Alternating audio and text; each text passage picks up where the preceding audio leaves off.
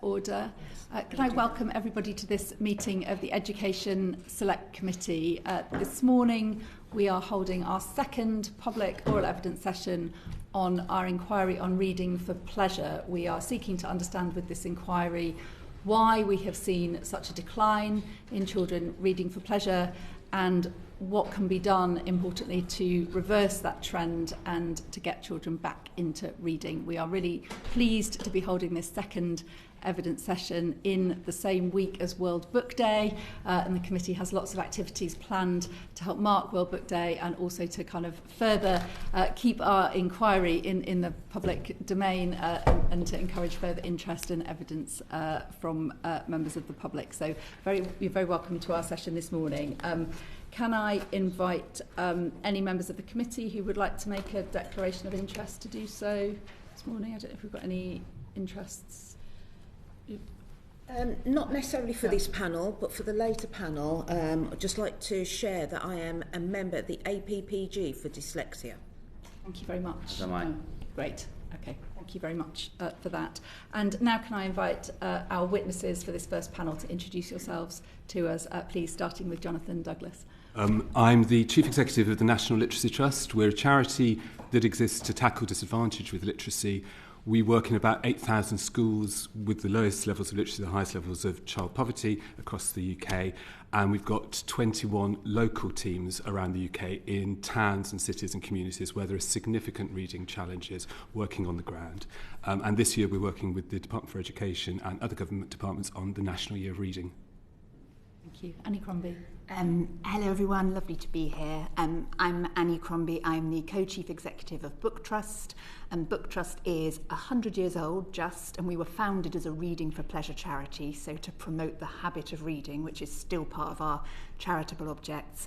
And we run large-scale reading programmes in secondary schools and for children in care, but our biggest work is in the early years, where we are best known for Book Start, which is delivered in all 152 or 3 local authorities, and we reach around 1 million children and families a year in the early years through Book Start. Thank you. And Debbie Hicks. Hello everyone, I'm the Creative Director and a founder member of UK reading charity The Reading Agency. We deliver national evidence-based reading for pleasure programmes in communities, including the Summer Reading Challenge, which is our flagship programme. We work very closely with public libraries as well as schools and other partners. And we are committed to delivering social and personal change through the proven power of reading, empowering access to its pleasure and benefits, building skills and learning, health and well-being, and connected communities. And our focus is very much on reaching those who need these benefits the most. That includes helping children and young people to develop confident reading identities and lifelong reading journeys that help them to live happy, healthy and thriving lives. But we also support reading for adults, not only for their own benefit and enjoyment, but also because positive adult reading role modelling is so important in families, in communities and in the classroom.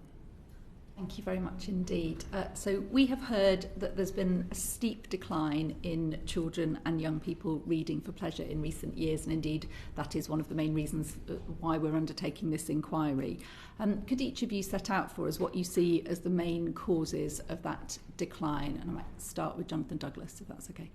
So the decline is general, but also very specific in as much as the particular groups who we're seeing are being affected by the decline significantly. So on an annual basis, we run a survey of last year 114,000 children and young people, looking at their reading habits and correlating them to attainment and other data. The decline in reading for pleasure is particularly affecting, first of all, key stage 3 and 4 children. So at key stage 2, 47% of children are reading for pleasure. When they get to key stage 3 and 4, it drops to 29%. The second characteristic is gender. So 39% of girls read for pleasure, whereas only 25.7% of boys do. So there's a gender change. But there's also, interestingly, a very specific geographic issue.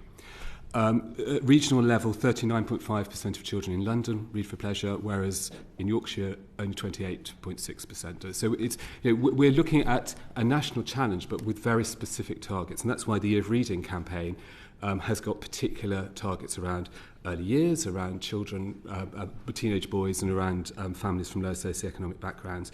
Why this is happening is complex. Reading for pleasure is obviously a volitional action.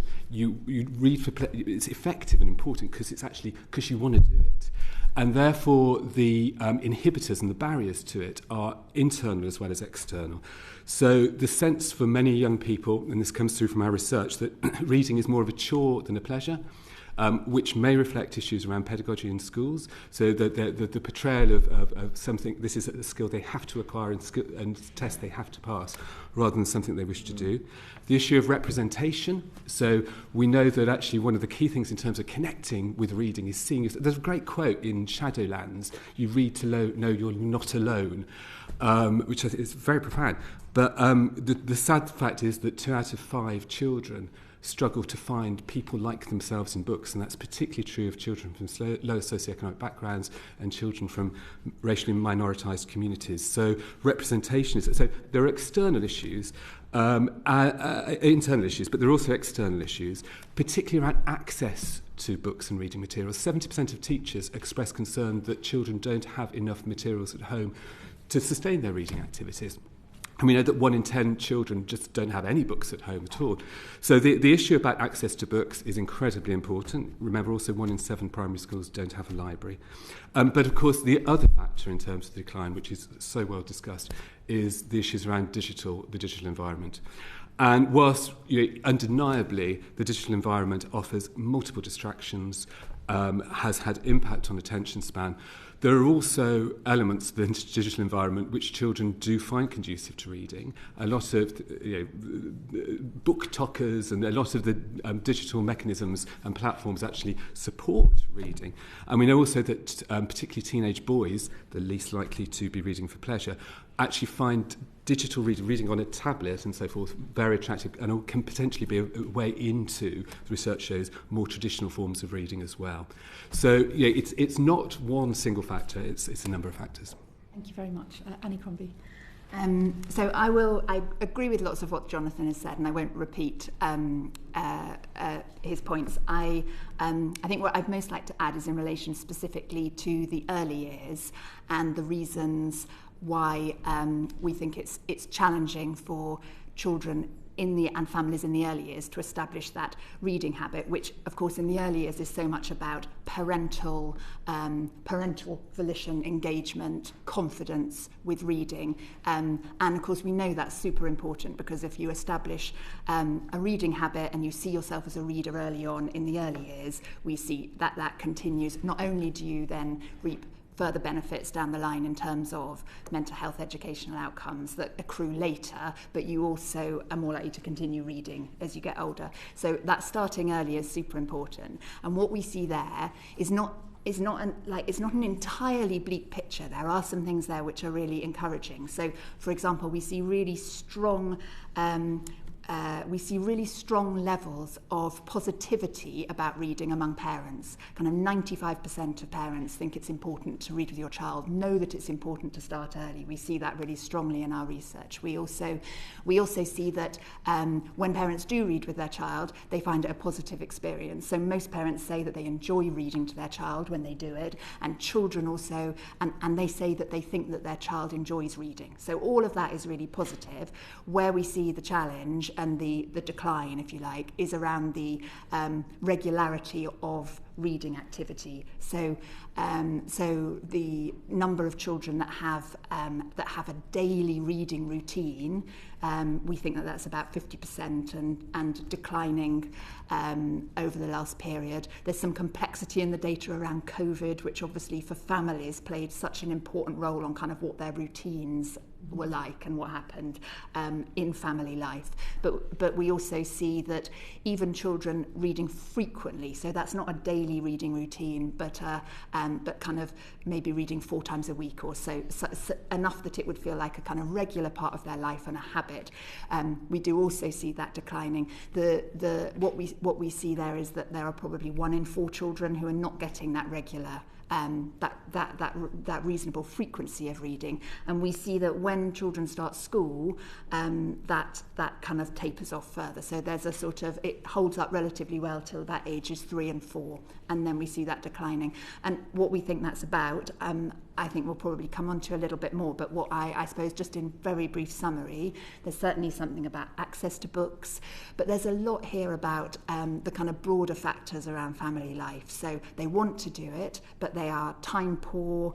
They are, it's particularly the case with families who struggle to establish a regular routine, which of course is more the case for families whose work patterns are complex. Maybe they work shift work, or they factors, or they have complex kind of split families, so a number with different carers involved, that also makes it harder to establish a routine. So those kind of things which make which are really important in having that kind of regular rituals around bedtime stories or reading as a regular thing, and which also we tend to find we see structurally are more prevalent in families on lower incomes and with greater challenges, which is why we think there's that kind of greater we see slightly lower levels of reading activity among families on lower incomes. So it's a range of factors. There's a lot to do with parental confidence, but also to do with time. And I think I'll leave it there for now and pass on to Debbie. Thank you. And I totally agree with my colleagues. We are facing a really complex set of challenges, and they're challenges which can't be solved really by one section of that reading ecosystem on its own. So it's not something schools alone can tackle. It needs a whole reading ecosystem to work together to tackle these challenges, because as we've heard, there are classroom and curriculum pressures which are part of the picture, alongside as well teachers' own confidence and skills in supporting reading for pleasure in the classroom. There are significant pressures, as we've heard, on children's leisure time. Our research with parents and children indicates the impact of after-school tiredness, pressures around homework, demands of extracurricular activity, as well as the demands, the distractions of TV, video games, and using digital devices. As Annie said, family reading is in decline. Families are not reading as much together. And parents tell us that they face a range of challenges to that family reading. But one of those key challenges is actually that adult reading is also in decline. So our annual State of the Reading Agency's annual State of the Nation research clearly shows that adults themselves are reading less. Just over half of UK adults now read for pleasure. That's a drop from 58% in 2015. Time and motivation are key factors, but we also mustn't forget that skills and confidence are also relevant. 1 in 6 adults don't read well and don't feel confident in reading with their children. So what this means is that children are not getting those formative family reading experiences that are so important to their development, and they're not seeing adults modelling reading, those positive reading behaviours. We know from research that 1 in 5 children who say that if they saw adults reading, that would encourage them to read more. So I think it's really important, as well as all of the other things that we've heard, that we consider adult reading as part of the equation if we're to break that cycle and ensure that those children have positive reading role models in schools and families. I think we also probably need to think about definitions of reading and the fact that they are changing, and we probably need to evolve the questions we ask about reading behaviours in order to fully understand the trends. So it's a complex issue, I think, a range of challenges there, and it does need an integrated response. Thank you very much. We'll go to Chris. Thank you. Jonathan, you touched upon this briefly, but I just wondered if you could drill down a bit more on particular groups of children where this is a larger challenge, and that's the whole panelist as well. And I've got a particularly interest in young carers, and I think that probably them finding the time to actually be able to read pleasure would be a particular challenge, but it's just whether there's any other groups that you think, and then put 2 questions together to save a bit of time, but also kind of why there's been decline in those groups. Some might be obvious, but just out of interest. Yeah. As I say, the sharpest decline is associated with age, and we know that the digital lives of teenagers is an important factor in associated with that. We know, as I said earlier, that the gender is a key thing, and what the research shows quite clearly around that is that actually it's not an innately there's nothing innate about the experience of reading for girls that is different to boys. However, girls from birth are more likely to be bought books as presents. Girls are more likely to be taken to the library. So the gendering of reading as an activity happens almost unconsciously at quite an early stage. The issue around regional variation, as I said, seems also to be linked to assets within those communities. So the cultural assets of London obviously significantly high.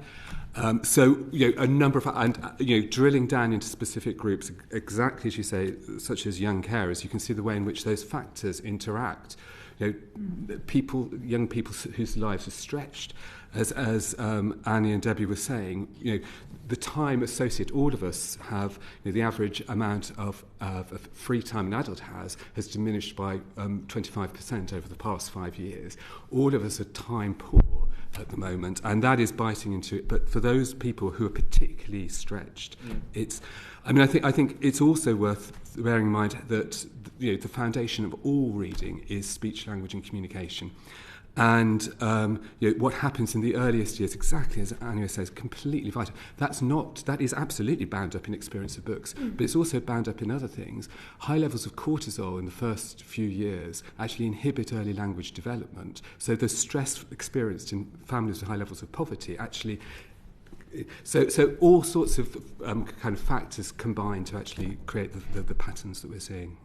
And if I could just add to that a little, I think that like another group, for example, where we see lower levels of reading is children in particularly vulnerable family backgrounds. So children in care, children in kinship care, children on the edge of care, and I think that is the kind of area where you can see both that there will be multiple different factors that make it hard to kind of establish regular reading. So the sort of dysregulated nature of the child's kind of emotional state or the family experience is all contributes to that. And then of course the other thing that we see really clearly is that reading is such a I think it's kind of quite easy sometimes to sort of assume that families.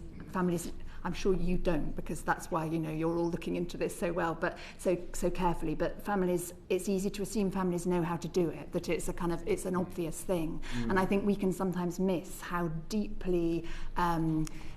What a sort of deep Frank Cottrell Boyce Children's Laureate calls it invisible privilege, but this sort of way in which it is core cultural capital. It's really embedded in your family experience, and we see that really clearly in the research about intergenerational reading habits. So if you were read to as a child, you're much more likely to read to your children. You understand, you're likely to start earlier. So we see those kind of things, which then means that groups who have had kind of disrupted family circumstances are again likely to suffer from that kind of lack of intergenerational tradition and passing on of that kind of reading habit. And to add to my colleagues, I would just say that there's another really important group that we mustn't forget about, and that's that group of children with who face specific reading challenges, who may have SEND needs, and for them, reading is not a pleasure. It can be a really difficult and demoralising experience. So I think, we must really think when we're considering reading for pleasure interventions, how we can include those children within mainstream activities so that they don't feel that they're a group on their own, that they can enjoy reading along with their peers, and that they can have those positive reading experiences that are about joy, not just learning to do the decoding.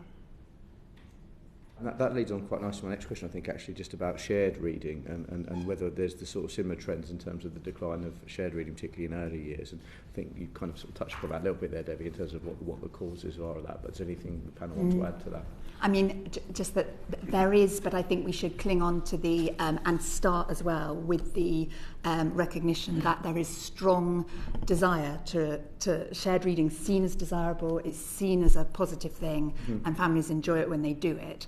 And I think then kind of the unpicking of the causes around that are, complex, as we've said, but also I think take us into the territory of the people who introduce families who don't read to reading, the health visitors, the early years childcare workers, the librarians and such like in that kind of community early years system who introduce families, the opportunities that there are to do that, and some of the ways in which perhaps over the past kind of couple of decades we've seen some of those systems like less strong than perhaps they were. I mean, just to follow up on that, so to declare an interest, I'm a fairly new father, and obviously have had health visitors, and they do come and talk to you about a lot of different things that it seems obvious, but you're like, oh, I didn't think of that. But I would say that reading wasn't something necessarily that was really talked about. So would you say that that's something that you would like to see? Absolutely. And I mean, we know that 90%, so I fear you may have been in the 10%, but 90% of health visitors do introduce a family to reading with Book Start Baby. So they'll give a new family with a newborn baby a book, and when it works right well, and when the health visitor is confident and able to do that, they'll model reading. So they'll say, you can read to this child, this baby, even if they don't respond, these are the things that will be happening in their brain. By the way, I wouldn't have, don't worry. I'm very pleased to hear it. Very pleased to hear it. But, they do that, and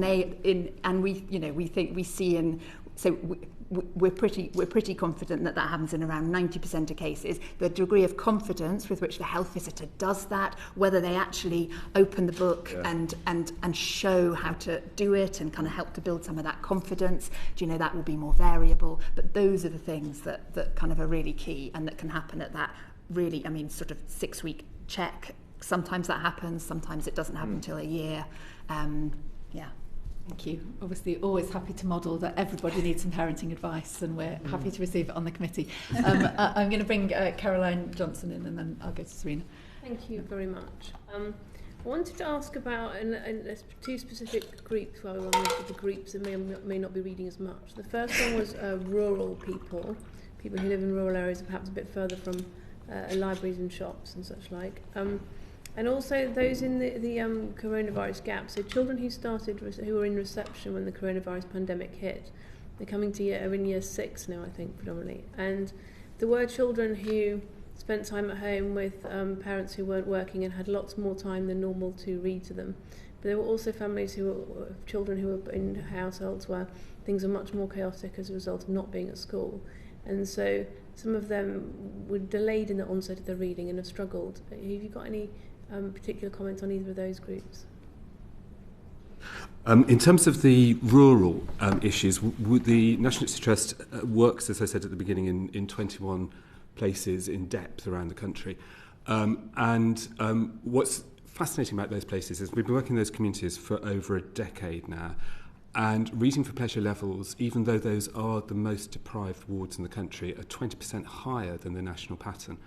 And they include Camborne and Redruth in Cornwall. They include some of the market town areas in Suffolk as well. And we've been looking quite tightly at what the challenges in those areas are not unique to those areas. The same, as both Annie and Debbie have said, what we're looking at is a system issue at community level.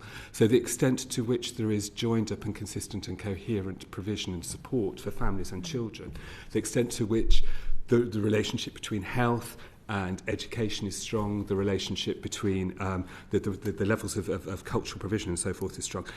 Those factors play out in different ways, but they are the same factors in Cornwall and Suffolk as in Bradford and Stoke-on-Trent. In terms of, and are amenable to solution, that's the thing, they're not intractable. The coordination and that creation, it takes a village to raise a reading child. It's absolutely not impossible to crack it. In terms of the kind of the cohort born and experiencing early language development during the pandemic, the key thing there is the pandemic exacerbated the effect of socioeconomic disadvantage.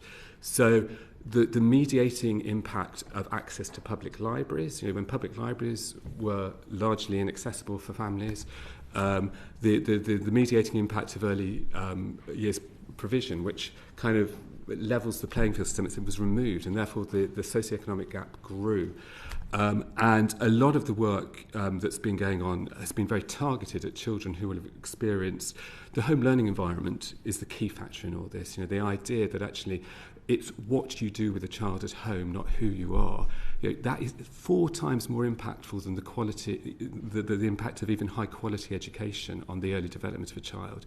So actually, supporting the children for whom the home learning environment in those early years was weak has been absolutely vital. So a lot of our work in terms of remedial support has been directed at children from those socioeconomic groups. And sorry, go ahead. So I was just going to add that, in a practical context, we've found through our work with the Summer Reading Challenge that systematic outreach through cross-authority models and working with specialist partners, so connecting libraries with partners such as education, HAF, children's services and public health, has really enabled community interventions like the Summer Reading Challenge to reach into areas of disadvantage and low attainment and create new readers by attracting them into the library and into community activity. So using that cross-authority model has enabled us to reach over 150,000 new children and families in areas of low attainment for and disadvantage of various different kinds, and has really seen new families coming into community activity and into reading activity that may not have been involved in it before. The other thing I would add to that is that we've seen this has been particularly effective where libraries have given automatic library membership as part of sign up to the Summer Reading Challenge. So that means providing a library card in schools as part of their Summer Reading Challenge enrolment, and that has seen a huge increase in numbers of children coming into libraries and taking part in community activity who may not have done that before. So I think that's a sort of broad approach that has reached some of those groups that you're talking about. Go to Serena next, thank you. Okay, thank you, Chair. So let's further consider the reverse with decline in reading for pleasure. So based on your experience and evidence that you can draw on, what works to help stimulate and motivate children to read for pleasure? And I'll start with Jonathan. So drawing on those communities which I'm talking about, there are several lessons we've learned. The first is that quick fixes don't work. This is a long-term system issue. So we've been working in those places for a decade. It's sustained activity. Because what we're doing is changing behaviour and motivation, not just addressing an attainment issue. The second thing we've learned is that it's not the job of any one agency. We've adopted a kind of tripartite model, working with local schools, colleges, nurseries, settings, libraries, vitally, but with also the community and voluntary sector, including the faith community in places like Bradford, which have got a key role to play in terms of parenting behaviour, and also with the local business community. So the role of employers, the role of brands, so important in terms of exciting and reaching families and redetermining what reading is for kids. And whether it's kind of, and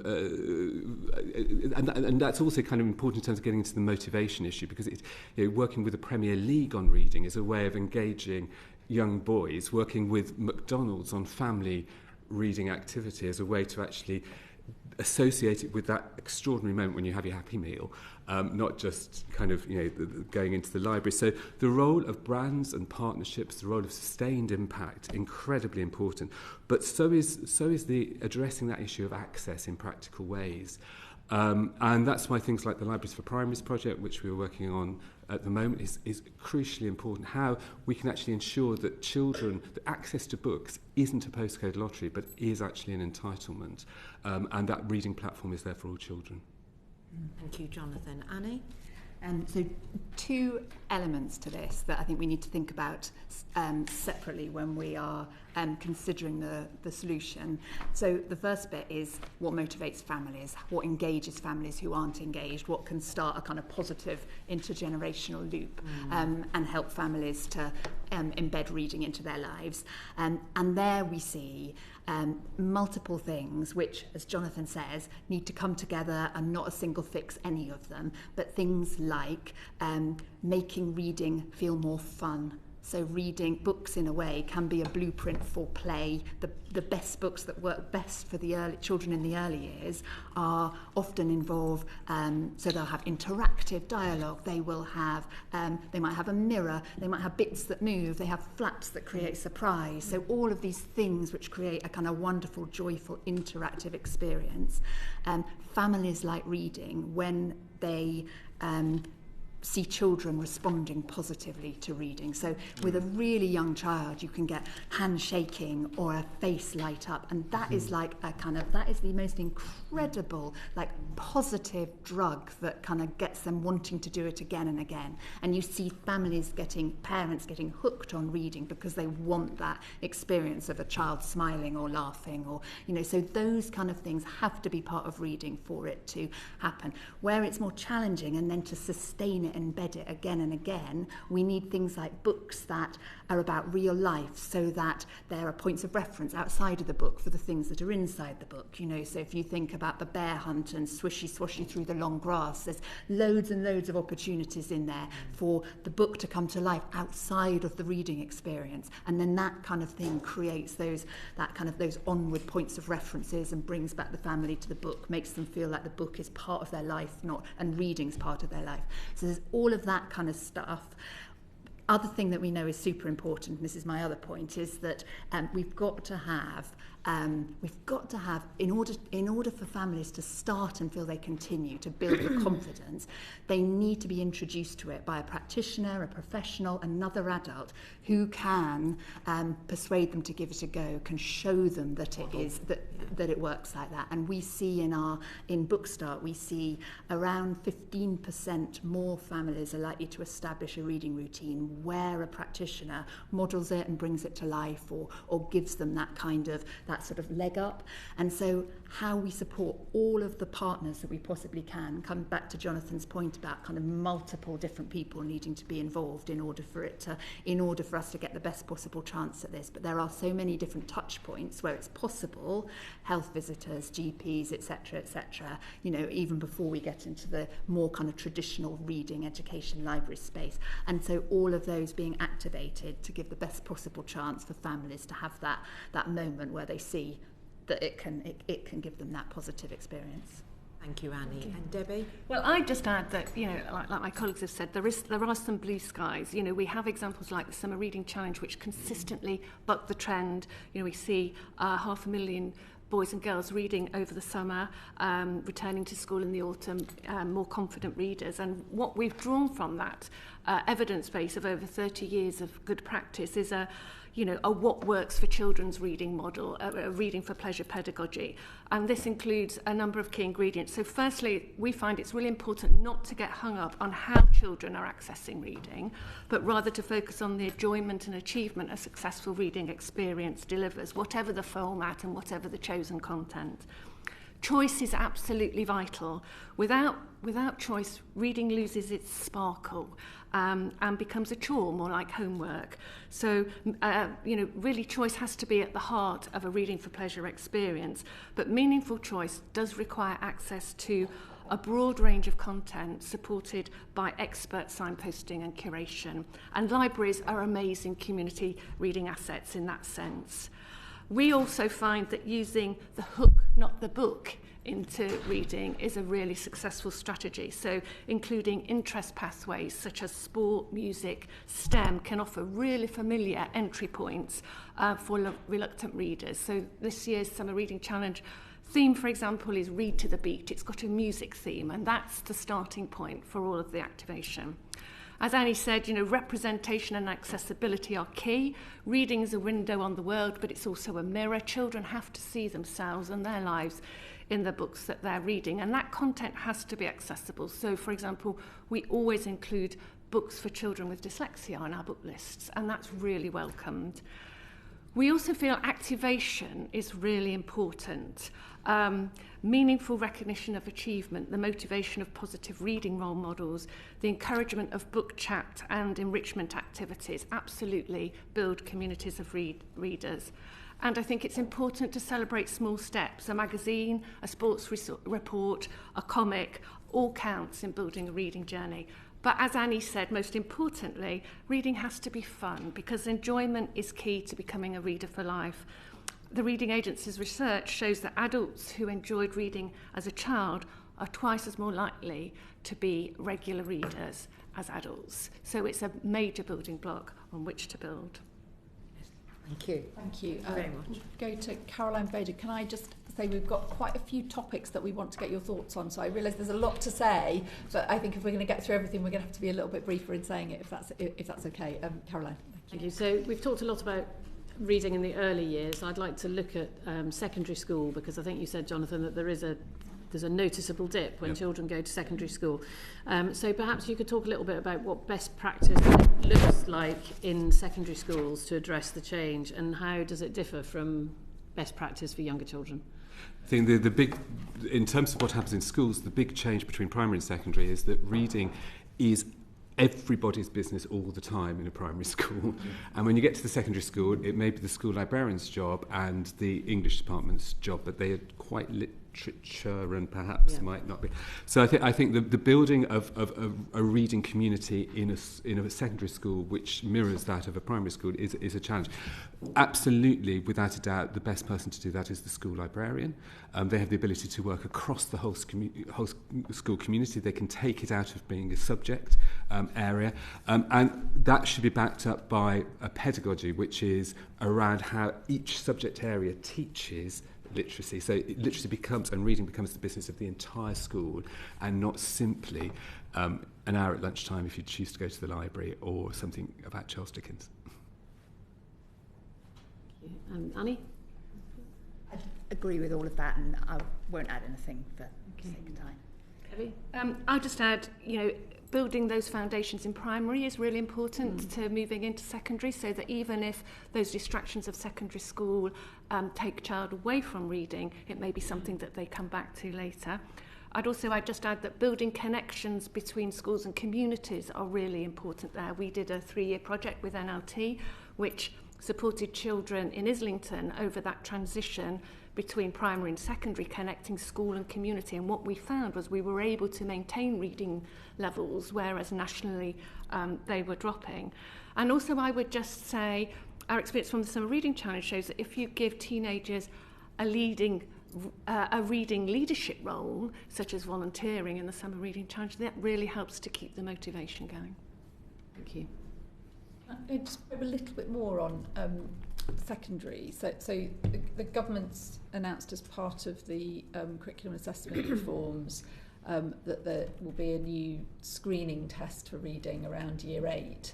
And I just wondered if you have thoughts about the link between competency in reading as a skill and reading for pleasure, whether there's a cohort of children who don't manage to secure the skill properly by year 6, who are perhaps currently being slightly forgotten by the time they get to secondary, at which point reading just becomes a difficult thing and we've lost the battle on reading for pleasure.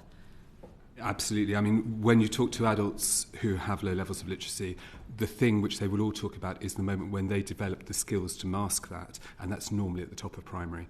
I mean, I think the year 8 reading focus is welcome in as much as it is saying that reading is the business of the secondary school community, which is very, it's not done and dusted by the age of 11. It's something which, but the key thing also in terms of the reading for pleasure conversation is that because reading for pleasure is, as we're saying, a volitional act, it rests on your self-confidence as reader. And this is to be something not just you can do, but something you feel comfortable and confident in doing. So the key thing for that year reading 8 check is it builds pupils' confidence rather than undermines it. And if I could just add to that, I think what we need to keep a really close eye on, though, is that we know that choice is so important. So children feeling they are choosing to be a reader is a really key part of developing a reading identity. So there is a risk around things that force and compel or kind of punish or have kind of, negative consequences within a school system. And I think that's what we need to be mindful of if we want that to, and remember that once the functional literacy is there, the longer term, deeper benefits come from reading for pleasure and from seeing yourself as a reader and wanting to read. And that's, I think, an important thing to bear in mind. So I just very quickly follow up. Do you think there's the sort of changes, the development of the English curriculum, do you think that's had any effect? The sort of, we hear that children in primary school are having to learn what a fronted adverbial is, and, the way that literature exams are, there's less about loving the book and more about... Yes. Yeah. I would say also that we've got to remember time, right? And a curriculum, in the same way that daily life is busy and there are many other things to focus on, so is that limited time. The more complex one makes the curriculum, in primary schools as well we see this, the more complexity there is around things like fronted adverbials, the less time there is to focus on enjoying a book. The conceptual divorce of reading for pleasure from literacy is a damaging thing for children. The two things need to be experienced together. Thank you. Yep. I'm interested in this fronted adverbial and the interests of what's on the national curriculum that the lady brought up, because actually some schools are teaching the fronted adverbial because it's in state curriculum, but independent schools are not necessarily teaching what a fronted adverbial is. And it's perfectly possible to go right through your GCSEs and get a 9 in your English and English literature without having ever learned what a fronted adverbial is. So why is there focus on teaching them at all? What's the point of it? What's useful about learning it? I think that might be a question for the previous government that wrote that into the national curriculum, which schools are obliged to teach. It's not a political point. But that's where that was that big change in the curriculum, to have much more grammar content and to put children in a situation where they were being taught grammar that their parents wouldn't even necessarily recognise or understand came during those reforms. I think the knowledge about language is actually a very important facet, and to have, both culturally and academically, and in terms of metacognition, to understand language and the way language works is really important. Pendulums can swing too far one way to get to the right place sometimes, and I think it's landing in the right place. Where we are now, what we need to be thinking about is particularly in early learning to read, is the balance probably between phonics teaching, time spent on phonics teaching, and time left for enjoying reading, storytelling in classrooms, supporting parents not just to do the phonics homework but also the reading for fun, to keep that reading habit going when a child starts school if they've had one embedded previously, and not to think, now the child's learning to read, it's just all about zig and zog, and that's the only content that needs to be in our reading. So I think that's probably where we slightly kind of caricature with the fronted adverbial, but I think there is still kind of that issue around that balance between phonics and reading for fun. I suppose it depends which way you go into it, whether you teach the grammar first and then the reading comes after, or whether the grammar comes as a result of the reading. And the reading for pleasure, which we know supports the development of literacy skills. So you have to have the interest and the passion to pick up the technical aspects. Use that and then really helpful. Thank you. We'll go to Mark.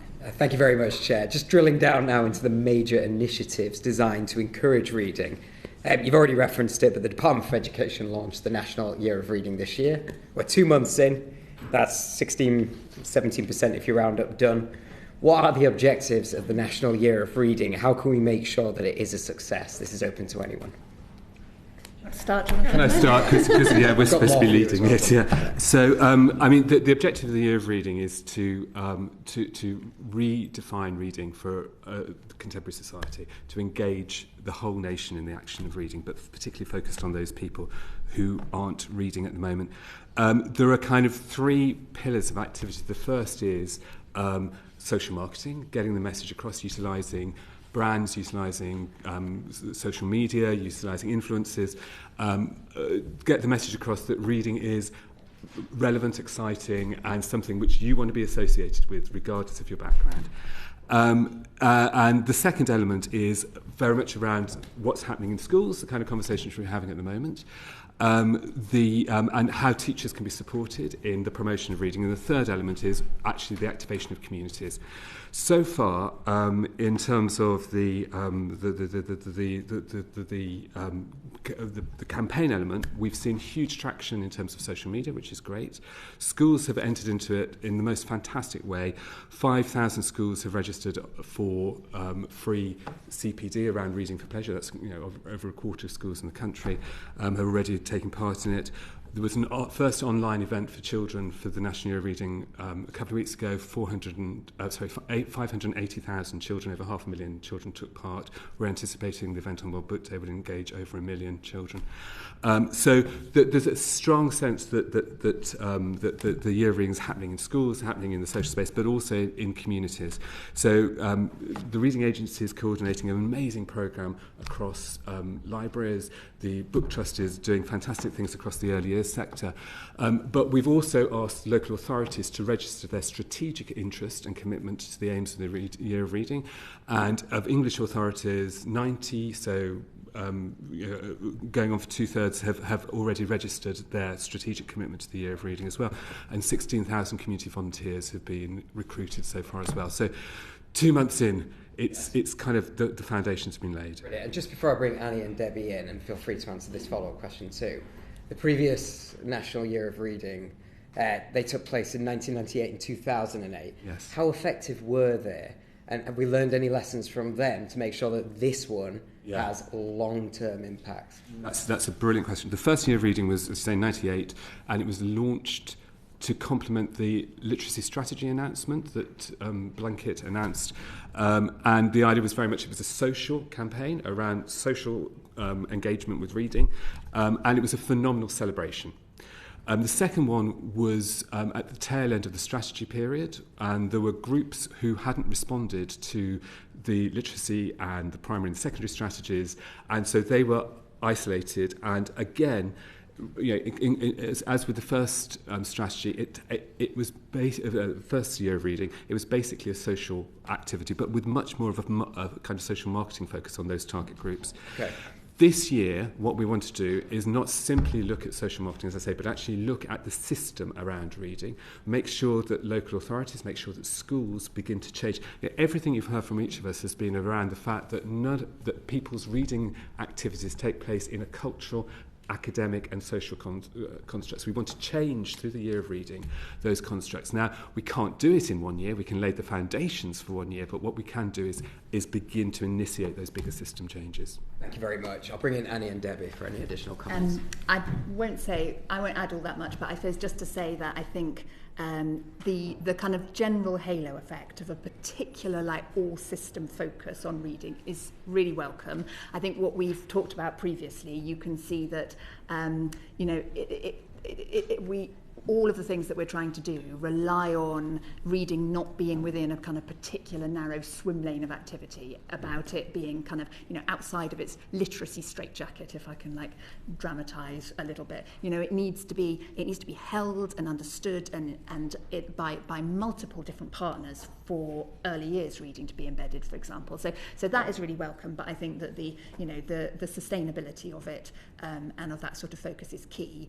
And I think campaigns are of a certain amount of value in raising the overall kind of dialogue and debate around reading, but the real thing that matters is that kind of longer term, slower burn embedding of activity within communities and networks, which is going to be the key to any kind of longer term success and making the investment worthwhile. And I would just add that I think we're in a different place now to when we've all, Jonathan and I and Annie have all done the other 2 years of reading, and I think we're now much more able to work together as a whole reading ecosystem, and I think the National Year of Reading is providing a really important opportunity to connect us all around shared aims and priority groups, which I think is really a move on from previous years of reading. But I absolutely reinforce Annie's point about to be successful, what we do need to do is build on the best practice of what we know works. We can't create anything new in this year because the resource is not sufficient. I mean, it is good resource there, but, the best way of investing that resource is to invest it in the amplification of best practice and programmes that we know work and have the opportunity to be amplified and grown. So, we're really looking forward to seeing how Legacy of the Year can build on that, how we can build programmes such as the Summer Reading Challenge as part of the legacy of the National Year of Reading. Thank you very much. Time's short, so I'll leave it there. Thank you. We'll go to Dan. Thanks. Thank you very much. Staying with the idea of big reading initiatives, obviously we're all looking forward to World Book Day this Thursday. The chair of the committee is leading a debate on this in Parliament. And the Summer Reading Challenge, I know, is something that always is a big hit in my constituency and beyond. But I'm just interested in how effective these kinds of initiatives can be in developing that lasting enjoyment of reading among children. I mean, they have to be built on something. There has to be something for them to activate. I think that's kind of the key thing, I'd say. And then I think they can have an incredibly valuable role. So, what we see, because I guess the Children's Laureate would be another one, and what we see through that, for example, is that the Children's Laureate can create a real sense of buzz and excitement, a little bit of stardust. There is something about reading which is a little, and reading aloud as well. There is the sort of the showmanship, the sort of special occasion, and then that's a factor. It makes partners working on the ground day to day in libraries, or people who are associated with reading see it part of their daily job. It makes them feel that they're part of something bigger, that it's part of, that there's something special there. That's great, but you have to have that. You have to have those networks, understanding people working on the ground with families, understanding what those broader benefits of reading are and why it matters so much, in order for those things to have that kind of impact. A quarter of children on free school meals say the first book they owned came as a result of World Book Day £1 book tokens. These moments have immense value in themselves, but as has been said, their strategic value is if they're embedded in what the school is doing and in a wider infrastructure of reading activity. And I would just add that programmes such as World Book Night and Summer Reading Challenge aren't necessarily just one-off events. Summer Reading Challenge takes place over 3 months each year. It's scaffolded by engagement points like the Winter Mini Challenge as a follow-on. It connects schools in the summer and the autumn term, and those benefits extend well into those school years. And it absolutely happens at scale. So we run 20,000 library events over that summer period, attracting 600,000 attendees, and that's delivering a real impact on children's reading, enjoyment and attainment, and they come back year after year. So and it's having a major impact on library loans. We're seeing that book loans over that summer period, 18% of those book loans, of library book loans over the year, are as a result of the Summer Reading Challenge, and it engenders 100,000 new library members who continue to be library members and continue to use the library. So I would say that they're not one-off events, they're part of an annual and ongoing programme of reading for pleasure activity. Okay, thank you. And for you specifically, Debbie, some academics have suggested that extrinsic factors, rewards, challenges, that kind of thing, are not always effective at developing that long-term enjoyment of reading. Now, as a former academic, sometimes we're right, sometimes we're completely wrong. Okay. So what's your response to what they're suggesting?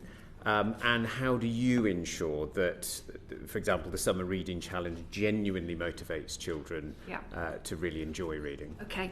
I think where there are barriers and challenges to reading, it's unrealistic to think that intrinsic motivation is going to be the sole solution to tackling that decline. Meaningful activation and acknowledgement is key to supporting less confident readers to engage, and also more confident readers to stretch. So it's about the fun, it's about setting personalised goals, it's about making reading enjoyable and achievable. And our evidence really does show that extrinsic motivation has a place in supporting reading engagement. Our annual survey and independent studies show that summer reading and challenge incentives, such as the medals and the certificates, are not just valued for themselves, but are also key mechanisms supporting children to become readers, giving them a sense of accomplishment. And they're also part of a much wider activation package that includes choice and agency, responsive adult engagement, and enrichment activities. And for many children who take part, we see that those extrinsic motivators actually lead to intrinsic motivation. Yeah. So I absolutely feel that there is a place, there's a proven place for intrinsic motivators in supporting reading for pleasure, especially for more reluctant readers. That's really helpful, thank you. Can I just ask really briefly about World Book Day? So World Book Day is great fun. It is a kind of, wonderful national moment, but it is also it places quite a responsibility on parents and families, and there are families who have greater resources than others in their ability to source a costume and kind of, enable their child to participate. And I just wondered whether any of you've got any comments to make on the extent to which that there's a disadvantage kind of issue with the kind of responsibility that it places on family, the 1 in 10 families who don't have a book at all at home, for example, to enable their children to participate in what is, undoubtedly a kind of great annual moment. I mean, I think many schools are incredibly sensitive to that and are taking away the narrative around dressing up on World Book Day. Mm-hmm. And I think that is by far, I think the sensitivity to that narrative is and schools are proactively dealing with that. Yeah. We see that too a lot, introducing costume swaps or making items to dress up with in a school art lesson. So there are ways around it. But it is, as you say, incredibly important because otherwise it risks exacerbating the factors that we know around kind of stresses on home life, which are getting in the way of reading being embedded in the first place. So you're right. The whole point of this is that reading for pleasure is a driver of social mobility. Children who read for pleasure by the age of 15 more likely, it's a stronger determinant of their ultimate attainment than their socioeconomic background. So therefore, anything which takes away from it being not simply a driver of social mobility, but actually an anti-poverty strategy, is actually undermining the power of reading for pleasure. Yeah, thank you. That's really helpful. And we'll get to Manuela. Yeah. Thank you, Chair. I want to talk a little bit more about the role of children's laureate that Annie mentioned. What has been the impact of the post of the Children's Laureate on encouraging different groups of children to read for pleasure? Thank you for the question. And the Children's Laureate is managed by Booktrust, but on behalf of the wider sector. So my colleagues may want to add, but I think that. Some things about the design of it. So the way that the Children's Laureate works, they hold the post for 2 years. Each one of them chooses a different particular focus. So we saw Cressida Cowell focusing very much on libraries, being moved on through the work on libraries for primaries, and that's maintained its resonance in the system. Frank Cottrell Boyce currently very much focused on early shared reading and on the community partners who come together in different parts of the country to create a kind of a community storytelling ecosystem. So I think that what all of those have in common, in terms of the sort of more direct answer to your question, is that they all bring some of that stardust. They all bring a particular focus. They act to open doors, and they unite people from diverse sectors. So kind of Frank Cottrell Boyce is going to speak at the National Association of Virtual School Heads in a few days' time. So to talk to them about the role that reading can play for children from the most vulnerable backgrounds and why it can be so helpful in helping children to explore and understand their identity. So, and he can bring that kind of, that bit of his sort of, I suppose, his celebrity, his different way of looking at the world, and communicate to a different audience. And I think it's through that kind of activity that we can see the Children's Laureate having one of its greatest impacts. And I would just add that anything that provides a positive adult reading role model for children has to be a good thing. It brings profile and advocacy, and just sets a really good example. Can I just ask, has there been any independent evaluation of the impact of this role? Of the Children's Laureate, no. It's supported by publishing, it's supported by the wider sector. There's evaluation of kind of ambassadorial roles generally, which I think help us to see how role models and people from different backgrounds can help when, together with other things, resonate, help the focus of their attention to resonate with different groups. So certainly role models helping to cut through to different parts of the community that we're all trying to reach, but not of the Children's Laureate as a specific programme. We don't know how much, what is the, if there is outcome in reading groups because of the Children's Laureate, because of strategies that teachers have adopted, for example, within their school, or a new library set up in a school, because we don't know that. Well, we do in relation to the different Children's Laureates. So in relation to, for example, Cressida Cowell, while Children's Laureate, she set up a number of libraries in different schools. Yes. Exactly to your point, we then saw that model and the kind of key things that she was campaigning for within her laureateship taken on. So we could kind of map through but I think because the focus of each laureate is so specific, we have to look at it laureate by laureate in terms of the specific outcomes that we would see from each one.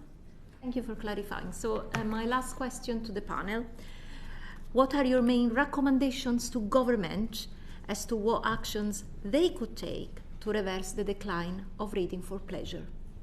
And I can start with Jonathan. Okay, so I think what we've all been saying is that there is a need to amplify, make coherent, elevate the great things that are going on, and that's what the Year of Reading is about. My call is that the Year of Reading is actually turned into a decade of reading to actually sustain the foundations that are being laid, the partnerships that are being created this year, and to sustain momentum. I think the second thing I would suggest is that the Libraries for Primaries initiative, within the next 3 years, will have put a library in every primary school that previously didn't have one. It needs to be extended. It needs to be extended to secondary schools, because a similar number of secondary schools don't have libraries. And as in the primary space, it needs to include the training of librarians as well for those spaces. And both elements need to be sustained. So the second recommendation would be a universal commitment to school library provision. And my third would be reading action zones. We know that the distribution of reading patterns in the country are not equal. There are places where communities in Middlesbrough where 40% of the adult population are functionally illiterate, where we need to drive deeper and work in different ways, and bringing all the resources we can to bear in those communities, I feel, is very important. Thank you. So I focus on the early years because I think that's such an important area for government to focus on, and where it can make so much difference in terms of long-term reading for pleasure. And I think the thing that government could do is to put reading right at the heart of its vision for early childhood. So reading is, I think, seen too narrowly. It's seen too much as a sort of very kind of school readiness focus in the early years that sets children on the pathway to literacy. Of course that's important, we've been talking about that today, but it's so much broader than that, and the relational benefits of reading, the benefits in terms of like empathy, mental health and such like, will only be realised if it is more broadly embedded across the early years. So that is what Bookstart does, and I think that the government could leverage that more, and the other initiatives that are built on that as part of its kind of cross cross-government, multi-agency approach to early years services. So that's where I kind of put my greatest focus. We would advocate for a joined-up approach in policy funding and practice across government departments, so we're better connecting the dots between schools, families and communities to create that holistic reading journey. We would recommend support for linked adult reading interventions to address those root causes of inequality, but also to strengthen reading role models for children in classrooms and in families. And finally, we would advocate for investment in best practice interventions to add capacity to schools, to make sure that there's work in the community that adds that richness of the offer. Programmes such as the Summer Reading Challenge really complement the school's offer but are non-statutory and vulnerable to diminishing library budgets. So, investment in programmes such as that would be a game changer in universalising those programmes and making sure more children had access to them. Thank you very much. Can I thank all of you for coming to give your evidence today? It's been really fascinating session. If we have been short on time, we always are short on time. If there's anything that you didn't feel that you managed to convey to us, or anything that you think afterwards you wish that you'd said, please do feel free to write to the committee, and we'd really welcome that. But for now, thank you very much for your evidence. Thank you.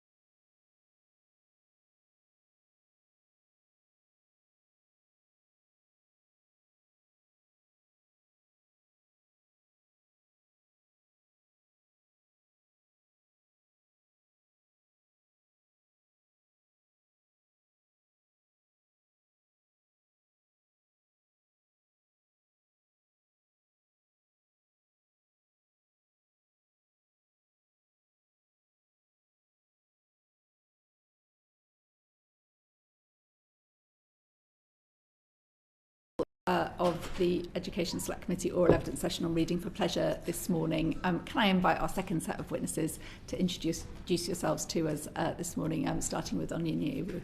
Thank you. I am Onyinye. I am a Black British author and illustrator, working with several publishers, creating diverse books, and I am also a secondary school art teacher and design technology teacher.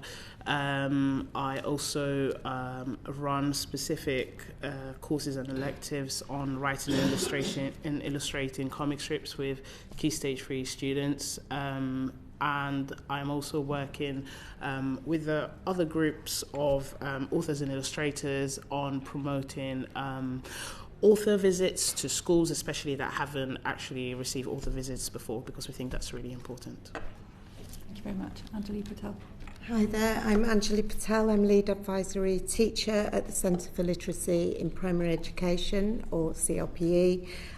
We're a literacy charity and an English association, so we support primary school teachers and leaders to develop effective and engaging and evidence-based language and literacy provision. Our core value is that it's every child's right to be literate, and to be literate you need to have access to high quality texts and book sharing experiences with interested adults and peers.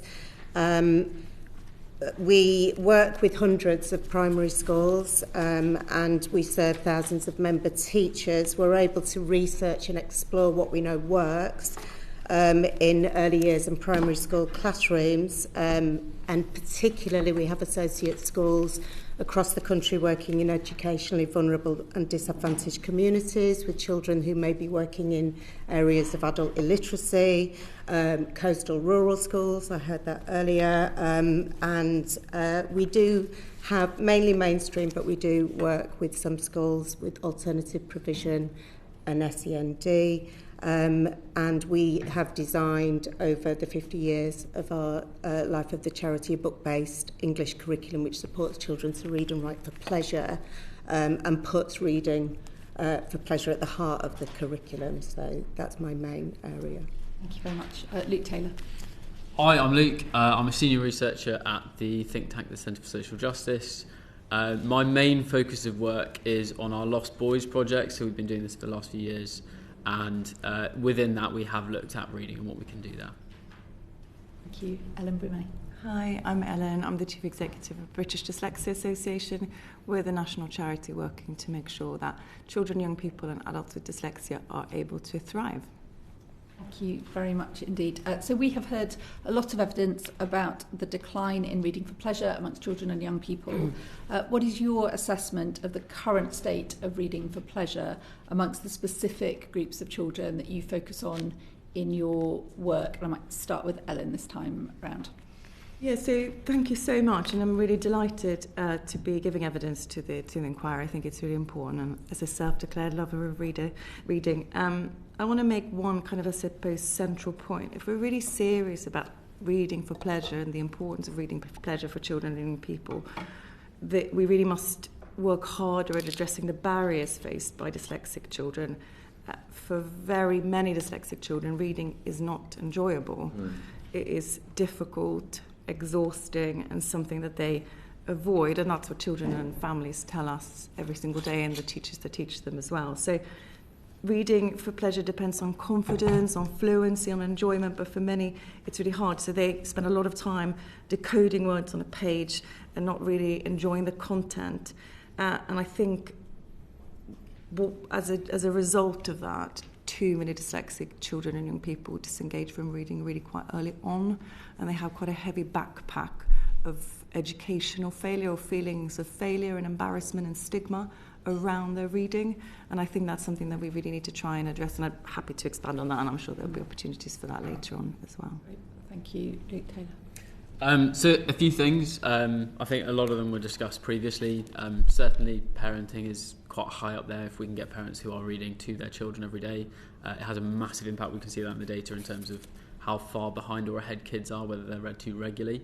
I think also I'd really highlight smartphones, technology as a major inhibitor. I know they're a tool as well, but I mean, just in my own personal life, when I got a flip phone, I read more. When I got Netflix, I read less. But we also know from some of our data that there are 814,000 kids aged 3 to 5 who now have social media accounts. 25% of kids who are between the age of 5 and 7 also have their own smartphone. So we can't ignore that technology has basically seeped into the lives of everyone without it being regulated. And actually, I think I can speak for older people, without it being modelled too well in terms of, we know that one of the best buffers for kids being good with their own use is whether their parents show them what good use is, and we'll probably go on them far too much. I think there's a couple of other things, maybe slightly more specifically to boys, because those are certainly on both. One would be boys, actually, it's quite hard to see men reading nowadays. I think two big reasons for that is we know there are 2.5 million children in the UK who don't have a father figure at home. So it's quite hard for them, obviously, to see their father reading at home. But also we know that there's a very gendered teaching workforce. So if you're in primary school, 15% of teachers are men. You go to secondary school, it's a third. So it does go up, but not very high. If boys don't see men reading, they might not perceive that to be an activity that they want to do or something that is masculine. And I think if we can, I'll come with solutions later, but that obviously has to play into it. Two other quick things. The previous panel spoke about special educational needs, things like speech, language and communication, and how that can play into making reading harder. Through our research, we found that 60% of special educational needs kids are boys. Likewise, if you have EHCP, 70% of them are boys. So it is likely that you will have, part of the reason boys are less likely to is because they are much more likely to be in those categories in the first place. And then I think finally that again, like they mentioned in the last panel, it is quite a gendered activity, even from a young age. So whether or not, if we want to deal with why boys are reading less, I think if we can make it feel more open to masculine traits, more of a thing that is boy-friendly, that should go quite a long way, because potentially we've gone too far the other, and boys don't feel like it's a space that is for them. I think firstly, just thinking about being a reader and children and adults that are literate and identify as being readers, you need to have that competency, the confidence to apply your knowledge, your skills to the process, but you've also got to have that willingness to practice, because it's difficult and it's fairly new in terms of brain development. They need to practice, they need to refine, they need to develop the skills. And I think if we work backwards, to have that reader identity, you need to see the benefit, you need to recognise the value. To do that, you need the pleasure of it, you need to enjoy reading, which is what we're talking about today. To do that, you need to be proficient, you need it not to be as much of a struggle, so you need that ability. And to get there, you need that motivation, and we were talking about that extrinsic and the intrinsic motivation. And you also need that connection. So we know that at CLPE because we have our literacy library. It's a teacher reference library at the centre of our building, where we can make those recommendations to teachers or online. And we know that children are affected as readers by the social, the environmental factors, but also by educational policy. If we want to teach children to read confidently and volitionally, it does require teachers to know about, build on and develop a wide range of experiences. They need to build on children's own experiences and understand those. They need to show them the knowledge required in being a reader, the behaviours, as well as the skills and strategies, of course, but crucially they need to build those positive attitudes towards reading. And what we have at the moment is really a moment to just ask ourselves, if what we're doing is working, why are we having why have we got a crisis in reading for pleasure? Because what we need to do in schools is teach children to read, not just knowing how to do it, but why they're doing it and wanting to do it. So we need to ask ourselves whether the teaching and assessment of reading based on what teachers are told to do, what's in place for them in terms of the policy, the curriculum, how that affects our most educationally vulnerable children who haven't perhaps had what we would think of as those foundational experiences from birth in being a reader. You don't start to learn to read in reception through a phonics programme. You start to learn to read from birth, as we know. And if you look at the most literate children and adults, they have had a journey from birth that's enabled them to do that. And every single child we have a responsibility to make sure every single child should access that. So our job, I suppose, is to be thinking about the curriculum, the balanced approach to teaching reading that allows those attitudes, the knowledge, the skills and the behaviours to develop alongside one element of it. It's been skewed a little, I think, towards the skills, and calling that foundational sort of negates everything else that we would consider to be foundational for readers. Thank you. Onyinye. So as a teacher, for me, I see the struggles, especially between Key Stage 3 and 4, of students actually engaging with reading. We have, over the years, there's been many pedagogical initiatives that have been embedded within the curriculum throughout the day. One that I've seen in several schools is DARE, which is Drop Everything and Read, and students are encouraged to bring a book every day from the library or from home to read. But the struggles that I see on a daily basis of students just literally be like, this is boring, why do I have to do this? I 100% agree with the idea of sort of reading being quite gendered at the moment.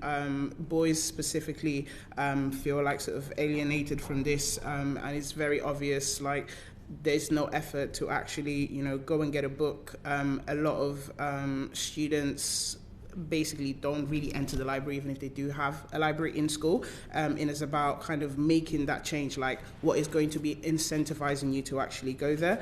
Coming from sort of my background and sort of looking into representation, I personally came from a low-income background, and for me, representation wasn't there in books. However, because I needed that escape. I needed to read, and reading opened up a lot of opportunities, not just sort of academically, but also gave me that opportunity to sort of see different words, like we're talking about mirrors and windows. And I think that's really important because where there is a lot of students that don't have access to books at home, don't have access to maybe local libraries, and where reading is sort of not enforced as part of the sort of general family culture, you do have a sort of, uselessness of reading. It's like, oh, why do I have to read? I just have to do my GCSEs and that's it. So it's really important, specifically where it comes to students from, disadvantaged backgrounds, to try and improve the reading for pleasure. A lot of communities don't encourage children to read for pleasure. They focus on sort of textbooks. You have to study for your exams. You don't have to read for pleasure because that's not going to get you a job. And coming from a migrant background, that's kind of the thing that you consistently hear. So it's something that needs to change intrinsically also in families as well as in schools. Completely agree with Luke with social media. I told my students I was coming here and I told them, guys, why do you guys not read? And a lot of them is like, Miss, but we have TikTok. What's the point? And that is it. You've got TikTok, you've got Netflix, you've got the film coming out. Why would you read the book? So it's about understanding what's going to draw the students to actually reading. And also, I'm also an illustrator and author, and I think part of it is a lack of diversity where it comes to the production of books. But one of the most important things is the lack of marketing, because there are so many diverse books out there, but they don't reach the people that they need to reach. So, you have plentiful stories that are, showing mirrors into maybe disadvantaged backgrounds, but students don't know about them. So they're like, oh, I can't relate to all these things. They have nothing to do with me, but the stories are out there. But unfortunately, they are not reaching the right students. So, yeah. You just say a little bit, and we will need to be mindful of time again this morning, about, in your experience as an author and illustrator, how has the world of children's books changed over the last couple of decades? So I believe that we have definitely done a big jump forward where it comes to actual diverse books, diverse characters, diverse stories, diverse realities. However, the thing that I consistently see is that we are highlighting the same authors within the shops, to an extent even within the schools and the libraries, because that's kind of what we're comfortable with. Where it comes to the curriculum, I know over the years the curriculum has changed, and some schools have more I guess they can sort of choose some of the books that they can show their students, maybe not where it comes to GCSE, but there is a little bit more leeway. But I do think that we need a little bit more structure where it comes to making sure that there is support for creators of diverse books that are able to actually maintain careers to actually do this, because if you don't have the creators that do create this work, we won't be able to have the books and the students won't be able to see them. And when I'm talking about diversity, I'm not talking about just racial diversity, I'm talking about working class, I'm talking about gender, I'm talking about just making sure that we are creating windows to every experience out there, which I think at the moment is not happening, because I'm sitting here as an author illustrator as well as a secondary school teacher that works full time. And having the time to be able to actually do everything is extremely difficult. And there are so many people like me in my situation that want to create these diverse stories, but find it difficult to actually support themselves financially. And so there need to be things put in place to make sure that we can do this, because if I don't have a privileged background that would allow me to just kind of be a creative, because the publishing industry doesn't pay that much. So I need to make sure that I'm able to sustain myself financially. So how do I do that? And to have that diversity, especially where it comes to, people from maybe less privileged backgrounds, we do need to put financial support behind it. Thank you. We'll go to Chris.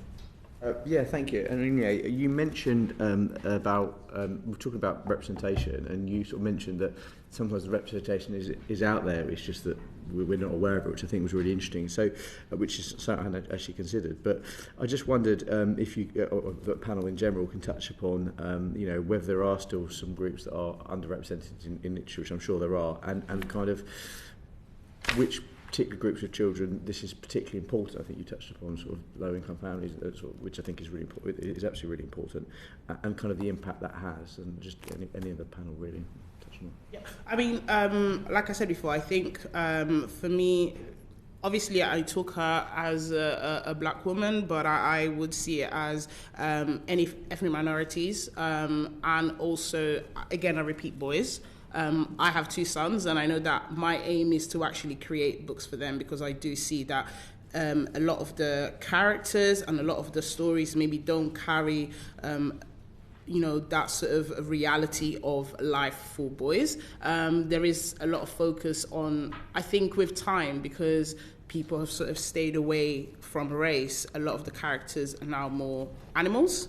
And so when you now focus on animals, that means that you are removing the real life sort of characters and what happens today in somebody's life. And so I think it's very important, especially for ethnic minorities, to see themselves, to feel like they can be part of the conversation. They can be part of literature, and they can be part of art, because that is something that makes you feel like you're part of the society. And for a lot of us, I do feel like, especially growing up, we have kind of sort of like a bit of a segregated element, in our mind. When you read, you don't really read about yourself. You don't, Peckham is not part of the conversation type of thing. So it's important that everybody can sort of see themselves, and also, actually, everybody can see everybody else. Because it's about making sure that if we are really trying to create a multicultural society, then we need to be accepting, and to be accepting, we need to know everybody's experiences. I like your phrase, windows and mirrors. I thought that was very good. I would really add to that around children with special educational needs and disabilities. I don't think they are well represented in children or young people's books, and I think that it is really hard for them to see themselves in books, and therefore part of that creating a reader identity and who am I, and can I be a reader even if I have this disability or that particular condition. And I think that's really, really important to sort of think around disability inclusion, actually. Can I just, CLPE produces an annual survey called Reflecting Realities, which is now in its, we're working on our 9th one right now, and that's where we ask publishers to send any books that they've published that have that feature racially minoritized or characters of colour. And in the first year of that, which I think it was 2017, we looked at those books. Given that there are 10,000 or so books published for children every year, only 4% of the books published in 2017 featured a racially minoritized character. I'm saying racially minoritized because when you're marginalised or erased, you are minoritized. Only 1% of the titles, and this was 8 years ago, featured a racially minoritized protagonist or main character. Now that really, really matters, because when we're talking about what I've just talked about in terms of connection, you need to have connection to the reading material. You need to see yourselves. And Dr. Rudine Sims-Bishop has that wonderful windows, mirrors and sliding doors. You need to be able to see out. It's a social justice issue, especially at the moment, to see yourself. And you need to see yourself as part of what you are doing. There has been a steady rise. We work really closely with publishers to make sure that there's increased output and volume. We also want to make sure that they're high quality representations. If you haven't read Onyinye's books, they're amazing. Joloff particularly loved that. But there has been, it's improved year on year to about 30%, so it's not quite yet at where we're at in terms of the child population. But there was a really worrying drop last year, the year before last actually, to 17%, and it's increased to 24%, so it hasn't got back to where it was, and a lot of that is to do anecdotally. We're hearing from creators of colour, and we've got, we work with Booktrust on that in terms of making sure that we can highlight and spotlight up and coming authors, poets and illustrators, and as well as thinking about internship. That's how we work, so that we get people that can work then within the publishing industry. At the moment, in 2021, so it's the 5th survey, there was quite a lot of output with picture books and things like that. We look at non-fiction and middle grade, but in 2021, we increased the number of Black British characters and figures, which was wonderful. So we've got that British narrative, but only 4% of the main cast characters in the 5th survey were of South Asian heritage. East Asian heritage characters are also falling behind. We have seen those incremental gains in those main characters. We're using the census data, which is a bit reductionist, but we need that for comparison. There are the highest proportion of presence now is Asian and Black. However, quite a few of the characters at the moment are coded as Black rather than Black Caribbean, Black African, which is flattening the Black experience. So we're constantly having that dialogue, and we use the data to be able to talk to that. But primarily, our aim of doing this is so that we can have more books from which to choose and then recommend to teachers, so that they can increase and make more representative their book stock and the books that are at the centre of the curriculum. You can feasibly get through the national curriculum and the texts that are advised and recommended types of texts, fairy tales, whatever it might be. You could really just get to Key Stage 4 without seeing yourself at all represented, not only in the book stock but in the curriculum, until you meet perhaps problematic and stereotyped characters, or you could be marginalised in traditional tales, and that's why we do it. You have to be at the centre of what you're reading. Thank you. Darren. Yeah, thank you, Chair.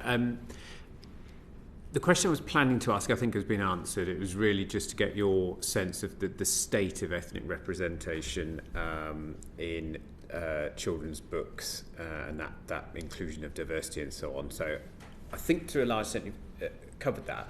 What I would then ask just briefly, Onyinye and Anjali in particular from your work, what do you think needs to happen in the future to keep it on the right trajectory? And what are your thoughts on the curriculum and assessment review, where there has been a recognition that actually the English literature curriculum needs to look like modern Britain, not like, the 1950s grammar school it had become before?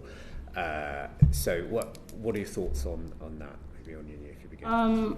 I think what needs to happen is... It's fine, we can carry on. Okay. I thought it was me. Okay. I know. So I think what needs to happen is, I noticed the dip even before the report came, and personally I felt like it was very reactive. It was like, a lot of things happened in 2020, everybody kind of got really excited, oh yeah, let's get some diverse books out. And kind of it boomed, and then suddenly it's like, okay, back to normal. And so it's about reducing the reactiveness, and like you said, it's like representing what is actually our society and what are our communities. Like I said, as a creator, it's important that we support the creators. It's important that we recognize the fact that it's not just about having Black characters there, but it's about authentic Black characters, like you said. Different cultures like African, Caribbean, South Asian. It's important to make sure that we are able to create this without straining ourselves. There are so many people over the years that I have seen start this career and then stop because they financially just couldn't. And so kind of that's the first bit. Where it comes to the curriculum, there are so many schools that have the opportunities to introduce their students to more modern and diverse books. I think is about maybe getting into those schools, and that's why some initiatives like the Great British School Tour. What we're trying to do is actually getting into schools as illustrators and authors and actually showcasing what we do. Children that have author visits are going to be reading more. They are going to be more engaged in what they're doing, and diverse, yes, but generally also actually seeing what it looks like in real life and what it looks like in page. So I think it's more presence as creators in schools, and I mean it all starts with funding with us to make sure that we're actually able to do the things that we're trying to do. Can I just ask a quick supplementary? So is there a difference between what you're measuring in terms of new output and new publications every year and the extent to which a diverse range of books are really becoming embedded in the canon that is available to every child? Like there's a difference, right? Like it's important what's being produced and who's getting published, but it's also important what are the kind of top 10 children's books that we all think of as the most amazing children's books for different ages, and whether there is diverse representation there. I'm sorry to ask a supplemental because we are struggling on time, so I do need to ask you to be brief. So obviously through our curriculum, part of the reason we did this is we wanted to be able to put those books into the curriculum to advise our schools to do that.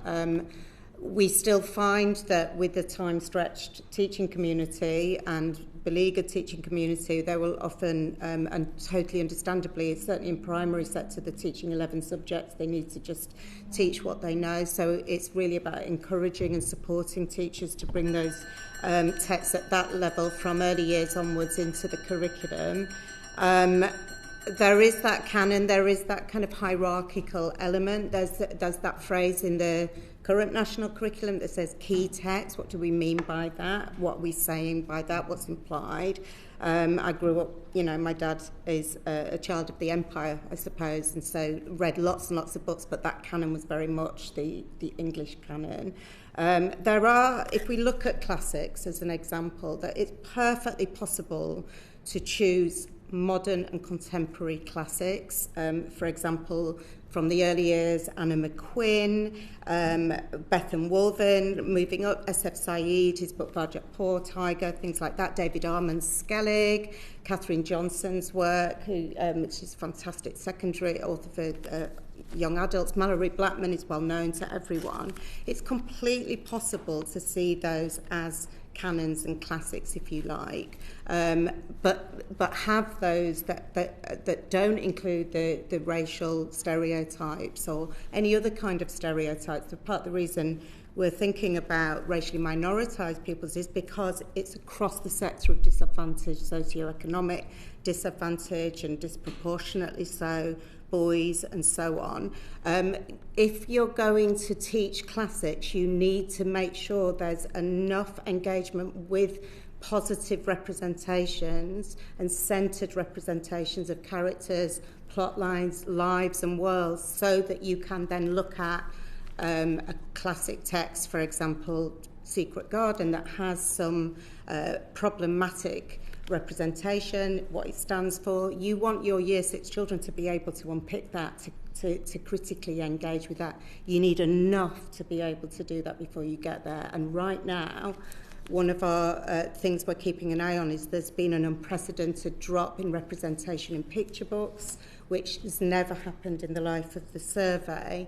And it is really difficult to find books that aren't animal characters as main characters for young children, and that is a problem for our earliest readers. Thank you. We'll go back to Dan. Can I ask where, and I'll open this to the whole panel, where does the responsibility lie for ensuring that children have got access to books where they see themselves represented, where there is a range of backgrounds and experiences, be that ethnicity, heritage, boys seeing themselves represented in positive characters which are going to be attractive to them? Where is that about creators creating more? Onyinye, you mentioned marketing more. Is it about libraries stocking them, school leaders promoting them, parents buying them?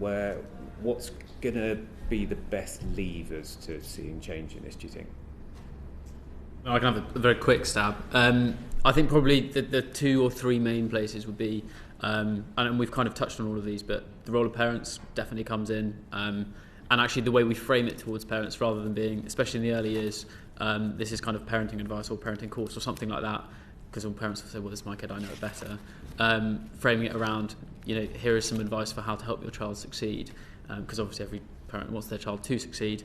I think also when we talk about teaching, if we look at obviously the teaching workforce, but then the books that we promote when it's kind of classroom-based learning, can we then tailor them to things that might be more typically male interests, like, war, sci-fi, fantasy, comedy, all those kinds of things that might be more coded that way.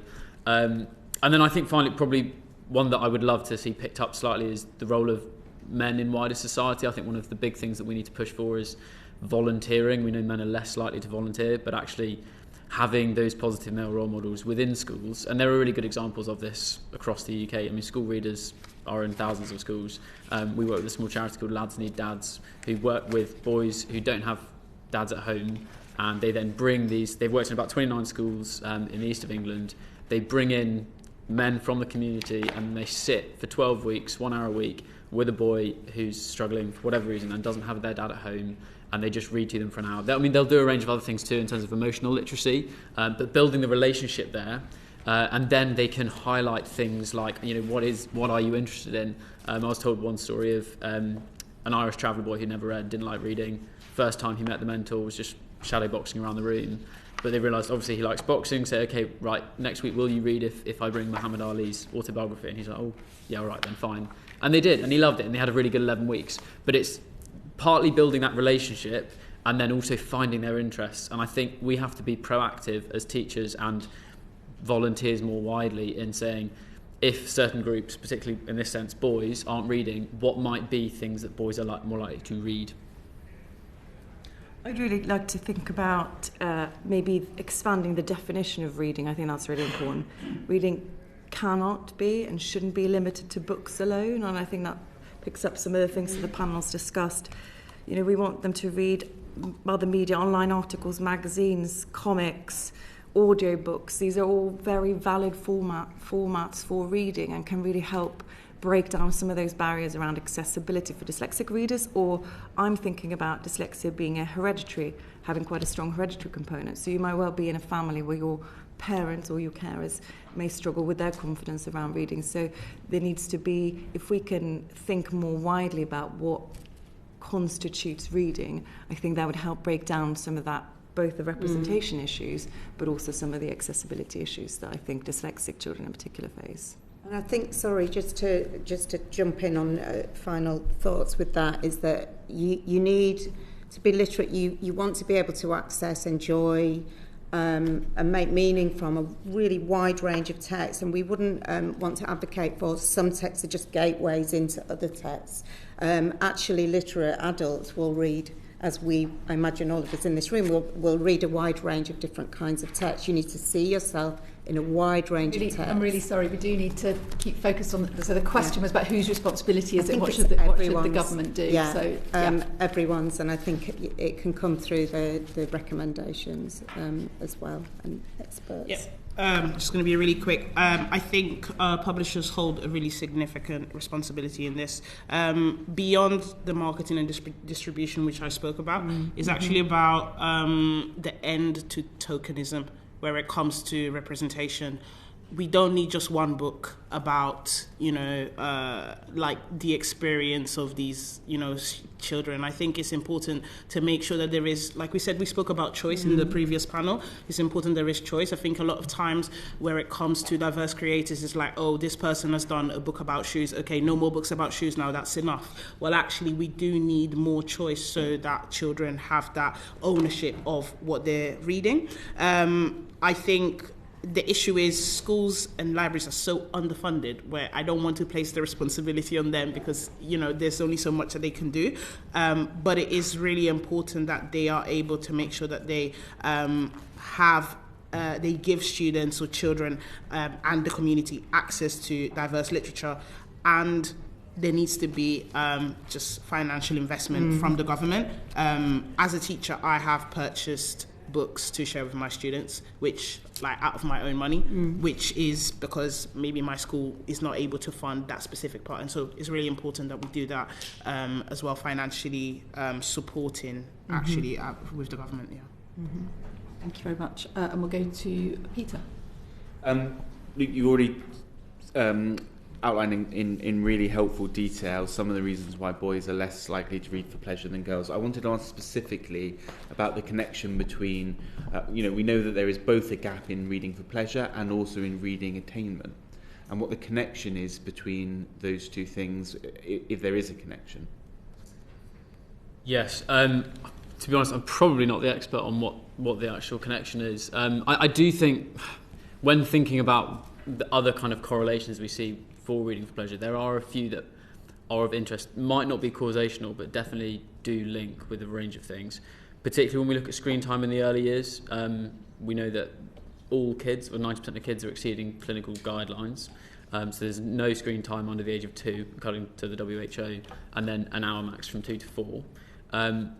90% of kids, so almost all of them, are exceeding them. But within that, we know that boys are also quite a lot higher than girls. So there does seem to be boys being pushed towards screen more. This is from parents, at least, when they're surveyed.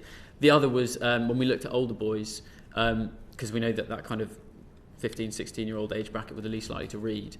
There is also a lot to be said around physical activity, which I think really plays a role within that. It's about 15% of boys get the recommended guideline in terms of physical activity they should be getting a week. So I know it's not strictly linked to kind of the link between reading for pleasure and attainment, but I do think there is a whole range of other things that are linked to reading for pleasure that actually, if we settled on them, we might get positive results from the others too. And I know you mentioned confidence being really important in your opening remarks. Is there anything you could add there on that connection? I probably would talk about unidentified need as well. I think that's really important. That applies to girls, boys, it applies to all children. But I think if you have children who are not supported or not identified and have additional needs, you're going to be... I know, for example, in the case of dyslexia, if children aren't identified, they might be seen as underperforming, not paying attention, disengaged. They're not taught appropriately, and obviously that will severely affect confidence. And I think, importantly, obviously it affects mental well-being. I mean, 70% of dyslexic young people say that it makes them feel bad about themselves. What I think is really interesting is we see it in attainment, and I think those are intrinsically linked. If you enjoy something, you're much more likely to be good at it. If you struggle with something, that's going to be something you avoid trying to do. So, for example, we see that there's real consequences in not being identified. And obviously this is just dyslexia, but I think it applies to a lot of unidentified need and SEND. So around 40% of dyslexic pupils pass GCSE English and Maths, compared to 70% of non-dyslexic peers. That's a 30 percentage gap point. That is exactly the same as Key Stage 2 expected levels of reading, maths and English. Those are going to be intrinsically linked. If you're not enjoying reading, and reading is a foundational skill to be able to access the whole curriculum, not just for pleasure, although I think that's very important, but also for just being able to attain. So I think there's some really key barriers in place, which obviously some of it might affect boys more, but we can also see disadvantage, a really key aspect. So, for example, dyslexia is a diagnosis that has no medical pathway. There's no free diagnosis of dyslexia. So it is only really available to parents who have a certain income. And we can see that 90% of children in higher income households are diagnosed with dyslexia, compared to 43% in lower income households. Girls are less likely to be identified. Children with additional language are less likely to be identified. Children in more disadvantaged schools are less likely to be identified. So if you're not identified, that's going to shape your experience of school and of pleasure, your pleasure for reading, your pleasure in attending school and engaging with the topics in school. So I think it is really, really important that it's not ascribed to a lack of interest. Yeah, I think that lack of really accessible pathway. That's really important, and we do see obviously this crisis that's affecting all of our young people, but in particular the statistics are very alarming for boys. So just to go back to what we can do to encourage more boys to read for pleasure, Luke, as I say, you've already outlined some possible measures. Is there anything else you want to add? Yeah, thank you. So I think, starting from some of our focus groups, one of the things that was most interesting was when we would ask, young people, particularly the young boys that we were talking to, what do you want to be when you grow up? It was always either an influencer or a sportsman, and if it was a sportsman, it was basically always a footballer. So when we're talking about interests, I think if we can get more autobiographies of footballers into schools, that'd be a great start. I think also we know that the way that boys work in education is they're much more vision aligned. So if you can tell them, rather than just saying do this because I'm your teacher and you're my pupil, actually boys often need to know, why am I doing this, what's the point, what am I going to get from this? So if we can do that within reading, that helps. I think we've talked about this kind of gendered problem within reading, that it kind of is the way it is. One teacher I know has a group called Pros Before Bros, and there's a way, it's a little bit like on the nose and it's a little bit male coded, but perhaps that's kind of the thing that we need. I think also I mentioned physical activity. Within that, so there's good schemes like the Daily Mile or more PE in schools, which are quite, I think, obvious solutions to cultivate an environment where boys are more likely to regulate themselves and therefore read after. The other thing I would add is outdoor learning is a really key thing that's missed, particularly within primary schools. So there's an academic called Gemma Goldenberg who has done some research on this and found that boys were 3 times more likely to stay on task when they were doing exactly the same classes, exactly the same teachers, but they were just outdoors. And it was also in kind of central London, so you don't need to be in this nice countryside, rolling hills. But if we can change the environment where boys are more likely to regulate themselves, that actually might be more conducive to an environment where they're willing to sit down, have the patience that it requires to read. Your think tank has particularly highlighted reading mentors in schools as one intervention. Have you found that helps reading for pleasure as well as reading attainment? I don't have hard data on it, but anecdotally, yes. So I think part of that is that they can see there is a man who is reading to them. Yeah. Therefore, they see this as an activity that I can get involved in, right? I mean, I would also add that the whole range of benefits for reading, one of the key things they do within those sessions is that one-to-one, they always start with a bit of a check-in. So it's, they'll give the child the language for how are you feeling, and they can use the emotional language and develop emotional literacy. And yes, that's good for reading, but I think that has much wider implications that we really need to maximise. Where I would slightly push back on some of the fantastic contributions we've heard today is this idea that having diverse range of reading material, including reading material that speaks to the identities of white working class boys and their aspirations, is the goal in and of itself. Reading is about seeing yourself in the literature, as we've talked about, but it's also about opening yourself up to different perspectives and feeling the feelings of somebody very different from yourself and seeing the world from their perspectives. So where I would just slightly like to sort of ask you to sort of maybe bring it wider is, how can we use a boy picking up a book about a footballer and getting into reading to make sure that he is also, as part of his reading journey, enjoying reading books about a girl from a very different background, racial background? How do we make sure that it's not just narrowly about that one thing, but how we're using the pathway in to then widen perspectives? Very quick. So I totally agree that I think one of the best things about reading is the reason it develops empathy is because it allows you to put yourself in the mind and the eyes of someone else and see the world through their perspective. The challenge we have at the moment, though, is that 25% of boys enjoy reading for pleasure, which means 3/4 don't. So as much as I agree, I think our first port of call has to be, how do we get boys reading? And that then has to be, what are they interested in at the moment? Once we get them reading, I totally agree, we can widen that. And we've talked a lot about representation and a diverse range of characters and storylines. But I think the first port has to be, what are they interested in now? Let's get them reading books, and then they'll go wander.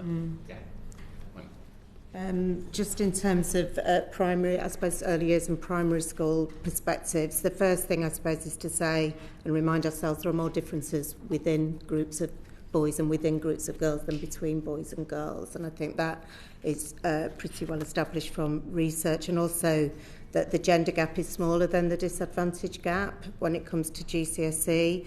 It's also really important, therefore, to not to reinforce any kind of stereotypes, as we talked about with the gendered, especially the early kind of formative experiences. So, for example, boys are reluctant or weak readers and labelled quite early on, or they're more into non-fiction than they will be stories. Actually, what we find is, quite simply, one of the main approaches is reading aloud for all children. But reading aloud is literally an active process. You're not just imagining a character, you are in that world being that character. And so there's some interesting brain research around what happens when you are listening to a book read aloud to you. You are literally running when that character is running in your mind. So that's a really important and active learning experience. Obviously, all of this relies on a teacher knowledge of the child. Text with strong human themes really engage boys, but all children. Active and social, there's collaborative approaches. And one thing you said that we've really noticed with our teachers when we're asking them to measure engagement is that sense of agency and responsibility. So the collaborative work, the active work, the way in which that might evolve through performance, reading and negotiating. So that's really important. Enacting and dramatic approaches are super effective, and constantly making those connections between their social and home lives, their popular culture lives, and the lives and texts in school. And then, of course, I'm really sorry, we've got 3 more questions in about 7 minutes, so I'm going to have to ask you to be super brief, and you can write to us afterwards if there's detail that you're not able to convey, but we need to be super brief at this point. Yeah, I just wanted to be really quick where it comes to recommendations for boys. I think one thing is the role of sort of visual aids, so like older picture books, graphic novels, comic books. I mean, we know they work. They've worked over the years where it comes to boys and comic books and superheroes, and even where it comes to like changing those storylines, but making sure that we are giving them a different way of reading, because we know that they're visual, we know that they love the social media and the scrolling and all that sort of stuff. Having, you know, when I started this elective and seeing the shift, and like now pretty much most of the elective is just Key Stage 3, year 7 to year 9 boys, and just like doing action and drawing, all that sort of stuff. And like one of them was so engaged that he actually printed his own book and was sharing it across the school. And I'm like, Miss, have you seen this year 8 boys book? And I'm like, yeah. And they're all so excited because it's about them, and it's kind of got, you know, they're doing their little drawing, their stickmen, they love it. So it's about, like you said, looking at what they like. They love like visual stuff. So I think it's really important to kind of push them onto older picture books, graphic novels, you know, speaking to the publishers about that, but also the teachers and the librarians to focus on getting more of that for the boys. Thank you. We're going to go to Serena. Thank you. This question is for Ellen, and I'd like to thank you for sharing the real experiences of too many children and young people who have dyslexia. You spoke about feelings of fear and failure and a stigma, and how reading can be such an uncomfortable, exhausting experience. So how can schools be more inclusive in their practice to support children and young people with dyslexia as well as other SEND? Thank you, Serena. I mean, I think schools have a really vital role in shaping children's relationship with reading. I think we talk about the family, and that's really important, but schools are really, really important. They can either reinforce an idea, I think, around where reading is difficult and exclusive and only for some, or something where, in a really inclusive reading culture, where every child can be a reader. And I think, for me, in terms of what they can do differently, or what we see really good examples across the country of schools doing when they do it really well, because there's plenty of really amazing schools out there, and I'm happy to give some recommendations to the committee if you want to do some visits to some great schools who do this really well. They offer a really wide range of formats. They have assistive technology embedded as a matter of course from Key Stage 2 at least. They ensure their staff, teaching support staff and reading volunteers, which often a lot of children is who teaches children how to read, are trained to support children with reading difficulties, to spot signs and to intervene properly. And they are also, I think, really moving away from that really narrow definition of reading as decoding text. It's about enjoying the content. It's about reading age-appropriate stuff. So the thing that applies or that is attractive to a 14-year-old is not going to be the same as is attractive to an 8-year-old. But if your reading is really, really slow and cumbersome, you still need to access age-appropriate stuff when you're 14. And if that's through an audiobook, a graphic novel, or a comic strip, I think doesn't really matter, because it's about all the other things that you learn, complex syntax, or complex character developments, or richer vocabulary, or technical language, all things that children and young people really need. So I think it's really about, I come back to it, but I think it's really important that we think of reading not only about books. Reading is much wider. It is for all of you, it's for all of us, and I think we need to sort of take that into schools. I'd also be really keen to talk about some of the things that I think would make a really big difference on a system level, not just in schools, because all the schools can do some really great stuff. They need to be supported by the right structures and processes. I think we need better identification of reading difficulties. I think the phonic tests at the end of year 1 really isn't working. I think too many children are taught to that test, pass it, but turns out they cannot fluently and competently read and comprehend after that, and it really impinges. So it needs to become more of a guide to intervention for teachers rather than a benchmark to how well your school is doing, and I'd really like to see some progress on that. I would also really encourage the committee to look at the Year 8 reading test that's been proposed. I think that's far too late. If you've come to Year 8 and you're struggling with your reading, you have missed many years of schooling and many years of potentially enjoying reading and accessing the curriculum in full. I think also there's also some really fantastic stuff in the SEND white paper that I really welcomed, and I think will make a big difference to children with dyslexia. But there are also some things that I think I would really encourage the committee to look again at the curriculum and assessment review and the response to that. I think some of that really goes against the grain of what children with SEND need to enjoy schooling, and it retains a very inflexible and rigid system for both curriculum teaching, which really narrows their representation and all the other things, but also means that children won't shine and they won't be putting their best foot forward. On that final point that you've made, it would be helpful if you could write some additional information to the committee.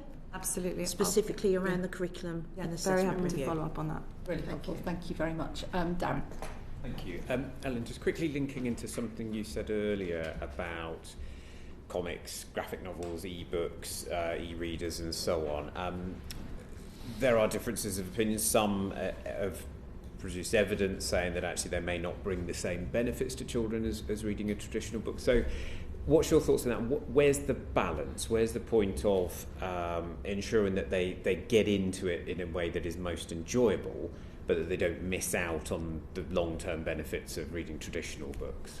There's a sweet spot. I think it will depend on the child, and it will depend on what the age they're at. But I think, Luke's point around get them in and then introduce is probably quite a good one. I was thinking that as a teacher myself. If you can get someone really interested in a comic book because that speaks to them, because there's a character that they like, or the language is decodable for them, maybe next time you stick an audio book on so you can hear the sentence structure that's maybe more complex, or the plot development that's more complex. So I think it's about sort of getting them in early. But I also think there's something about, if your early experiences of reading aren't so challenging and you constantly have access to the content that you want that is enjoyable, I think there will be less of a barrier to the reading itself as well, and you might be willing to, because at the moment it's so effortful that you only do it when you really have to.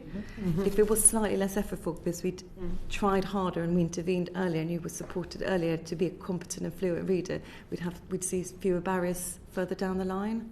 But I take your point, but I think it has to be a judgment that teachers and professionals make around children and young people's access both to reading for pleasure but also reading for attainment, because I think they're really intrinsically linked. And that's kind of exposure to sort of multiple... Absolutely, and they all teach different language as well. I think we sometimes don't talk about gaming, and gaming is something that a lot of children and young people really like. You can learn a lot from that, which may not appear in your traditional, in Jane Eyre or Jane Austen or Charles Dickens, but is quite useful for modern life. I think a really key way is thinking about technology actually for children and young people. They think it's fun, they think it's modern, so utilising things that you have around technology I think is really, really important to hook them in. Because we're so short on time, I'm going to go to Serena for a final question. Okay, so a final recommendation in terms of encouraging children who come from largely disadvantaged backgrounds, lower income households, for a recommendation for national government in terms of supporting those children in terms of reading for pleasure. So I will start off with Anjali. I think we can definitely give recommendations that we, in response to the CAR, and I'm happy to send that on later. But fundamentally, we need to make sure that national curriculum from a school perspective is rich and it's inclusive and cohesive, because what's happened at the moment certainly over the last 10, 15 years, and we've seen this through the teacher training that we do, is that it's become a disparate curriculum. Reading and writing and oracy is separate, and we need it to be cohesive. I think we try to simplify it, as has always happened with reading, to make it more accessible, perhaps, to make it more accessible to teachers as well. But I think we absolutely need to make sure that whatever we do to design a curriculum, it's not placing a higher status on skills, but it is really about how we explore comprehension alongside the skills, the knowledge and the behaviours. There are key approaches that work, which I'm happy to send on to you. Just looking for really quick answers, because we're over but I think over time. we definitely are disappointed in the primary sector and English associations and the primary associations at what has been. We don't want too much change for teachers. That's not what we're hearing from teachers. I need to move us on, I'm afraid. Onyinye? Yeah, I'm going to be really quick. Funding school libraries, funding libraries outside of school to make sure that there is access for the children and the parents. Make sure that there is that contact with creators in school, so author visits, illustrator visits, so that there is that link with the books and there is their engagement, and as well sustaining community initiatives which are already there, which are happening all the time but are being defunded. So it's important to make sure that we are looking at grassroots literacy movements that are connected to these families and communities that are not supported, and they're the ones that actually need it. They're already doing the work. All we need to do is support them. Thank you. Luke? I'd go really hard on volunteering. I think if you can get a volunteering workforce who can come in, do the one-to-one, relational, get their interests off them, particularly if you can buck the trend and try and find either the same or more men, I think that will go a long way. Excellent. Thank you. And Ellen? I would probably echo some of the stuff around school libraries. I think ensuring access to a really wide range of materials and formats is really, really key, and schools are a key place to do that. But I think we also, alongside an assistive tech, alongside that, we really need to train and support our teachers and head teachers and school staff to make sure that they have access to that, that they have money and funding and capacity to teach, and to have that access to that full set of formats.